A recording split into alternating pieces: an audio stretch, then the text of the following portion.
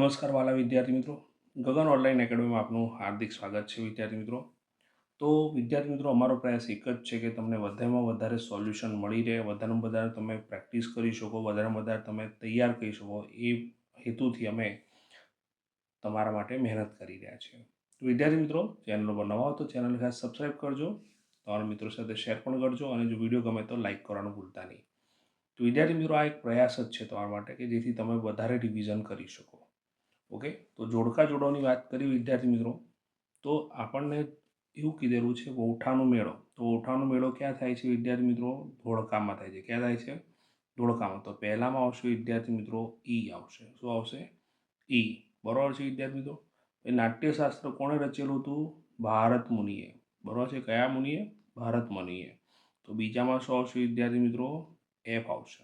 ભરત મુનિ કે ભારત મુનિ. બરાબર. ત્રીજું વાઘ પરિયોજના. તો વાઘ પરિયોજના ક્યારે તૈયાર થયેલી વિદ્યાર્થી મિત્રો? તો વાઘ પરિયોજના તૈયાર થયેલી 1971માં. તો ત્રીજામાં આવશે એ. ચૂનાનો પથ્થર. તો ચૂનાનો પથ્થર જે છે વિદ્યાર્થી મિત્રો, ખાસ ધ્યાન રાખજો, ચૂનાનો પથ્થર જે છે એ ક્યાંથી મળી આવે છે વધારે માત્રામાં? જામનગરમાંથી.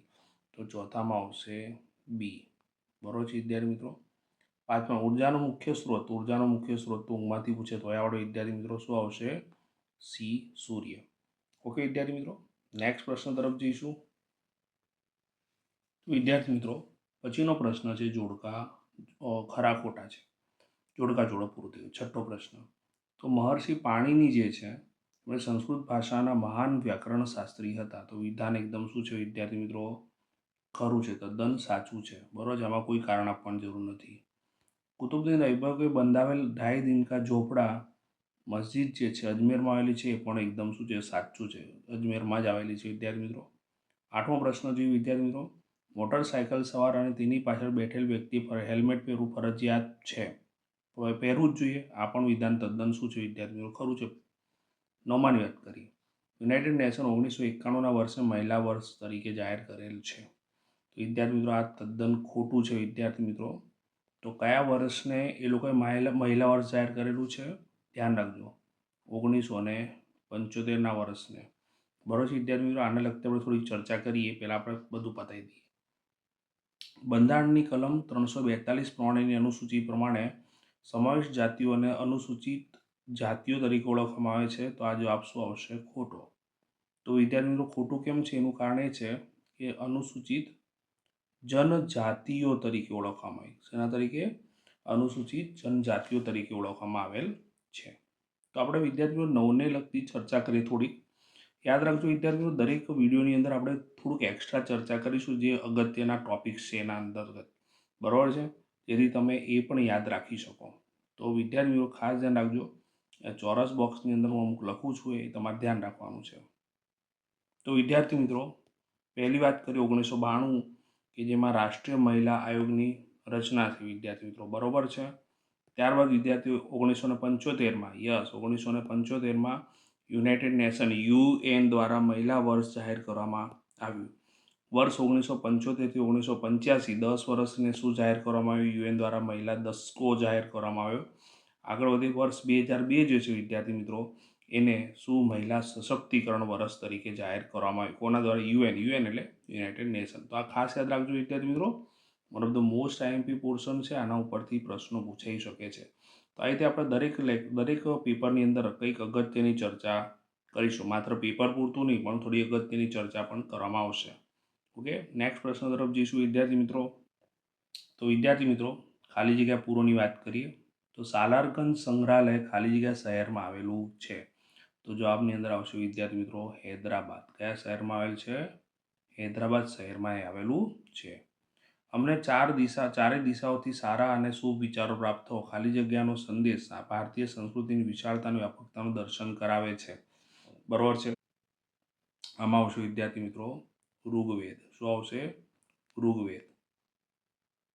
ત્યારબાદનો પ્રશ્નનો જવાબ આવશે વિદ્યાર્થી મિત્રો, ગુજરાતમાં સાબરમતી નદી પર ખાલી જગ્યા બહુહેતુક યોજના છે. તો વિદ્યાર્થી મિત્રો, તમારે જાતે શોધવાનો છે. કોમેન્ટ બોક્સમાં તમારે કોમેન્ટ કરીને મને કહેવાનો છે કે જવાબ શું આવશે? ધરોઈ, કડાણા કે ઉકાઈ. બરાબર છે. હું તમારા કોમેન્ટનો ખાસ રિપ્લાય આપીશ વિદ્યાર્થી મિત્રો. ઓકે, ખાલી જગ્યા સિંચાઈના મુખ્ય માધ્યમો છે. તો તો સિંચાઈના મુખ્ય માધ્યમો શું છે વિદ્યાર્થી મિત્રો? કૂવાઓ અને ટ્યુબવેલ. શું છે? કૂવાઓ અને ટ્યુબવેલ. નેક્સ્ટ પ્રશ્ન તરફ જઈશું વિદ્યાર્થી મિત્રો. રાષ્ટ્રીય ધોરીમાર્ગ દેશમાં સૌથી લાંબામાં લાંબો ધોરીમાર્ગ છે.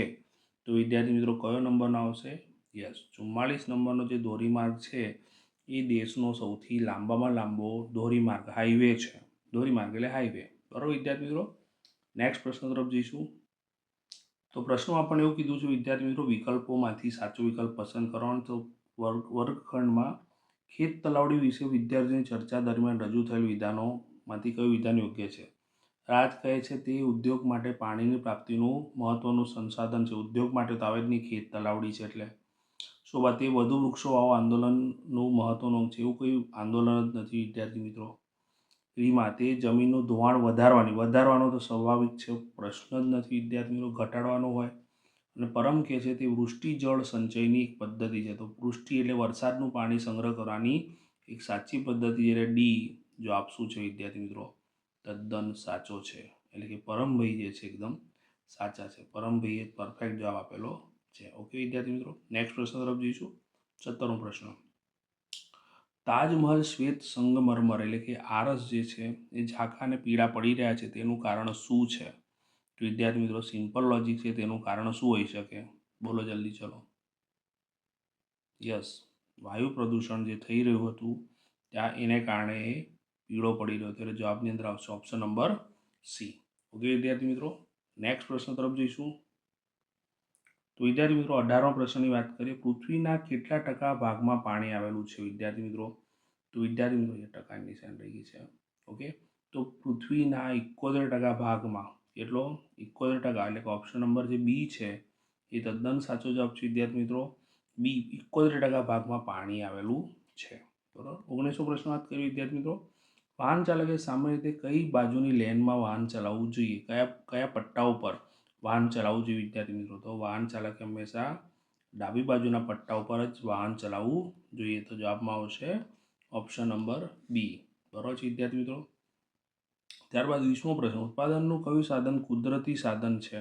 તો સ્વાભાવિક વિદ્યાર્થી મિત્રો કુદરતી સાધન તો જમીન જ છે. આ બધું તો કૃત્રિમ છે. બરાબર છે. ઓકે, માનવ નિર્મિત છે. એટલે જવાબની અંદર શું આવશે? એ. ઓકે વિદ્યાર્થી મિત્રો. નેક્સ્ટ પ્રશ્નો તરફ જઈશું. તો વિદ્યાર્થી મિત્રો ઘણા બધા વિદ્યાર્થીઓ ચેનલ ઉપર વિડીયો જોઈને જતા રહે છે. નવા વિદ્યાર્થીઓ છે તેમને ખાસ નમ્ર વિનંતી છે કે ચેનલને ખાસ સબસ્ક્રાઈબ કરો, જેથી અમને મોટિવેશન મળે. તમારા માટે અમે બેક ટુ બેક સોલ્યુશન લાવવાના જ છીએ. ઓકે, તો આ મિત્રો સાથે પણ શેર કરજો. શેર કરવાથી નોલેજ વધે છે. ઓકે, અને તમને જો વિડીયો ગમ્યો હોય તો લાઈક કરવાનું ભૂલતા નહીં. તો 21મો પ્રશ્ન છે વિદ્યાર્થી મિત્રો. ગુજરાતમાં સૌથી મોટું બંદર કયું છે? તો વિદ્યાર્થી મિત્રો ગુજરાતમાં સૌથી મોટું બંદર કંડલા બંદર છે. કયું છે?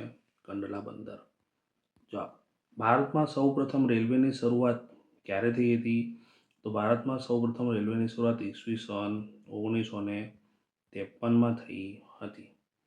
ત્યારબાદ માથાદીઠ આવક, one of the most important question વિદ્યાર્થી મિત્રો.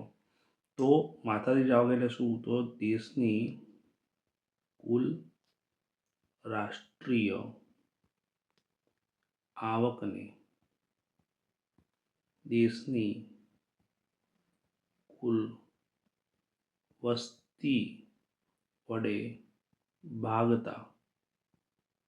ભાગવાથી પ્રાપ્ત થતી આવકને શું કહેવામાં છે?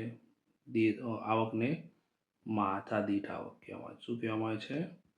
માથાદીઠ આવક કહેવાય છે. ખ્યાલ આવ્યો? So one of the most IMP પ્રશ્ન તો વિદ્યાર્થી મિત્રો. બરાબર છે. પશુપાલન, મત્સ્ય ઉદ્યોગ, કાચી ધાતુઓનું ખોદકામ વગેરે આર્થિક પ્રવૃત્તિઓ જે છે એનો સમાવેશ કયા વિભાગમાં થાય છે? તો વિદ્યાર્થી મિત્રો એનો સમાવેશ પ્રાથમિક વિભાગમાં થાય છે. પ્રાથમિક ક્ષેત્રકો કે પ્રાથમિક વિભાગો, બંને જવાબ સાચા. તો આશા રાખું છું વિદ્યાર્થી મિત્રો તમને પૂરેપૂરો ખ્યાલ આવી ગયો છે આ પ્રશ્નપત્રની અંદર. તમારા માટે બેક ટુ બેક સોલ્યુશન લાવવાનો જ છું વિદ્યાર્થી મિત્રો. તમે સોલ્યુશન કરતા રહો. ઓકે, અને ચેનલ ઉપર નવા હો તો ચેનલને ખાસ સબસ્ક્રાઈબ કરી નાખજો. તમારા મિત્રો સાથે શેર કરજો અને વિડીયો ગમે તો લાઈક કરજો. ત્યારથી બધાને પરીક્ષાની ખૂબ ખૂબ શુભકામનાઓ. All the best. Best of luck. Bye bye.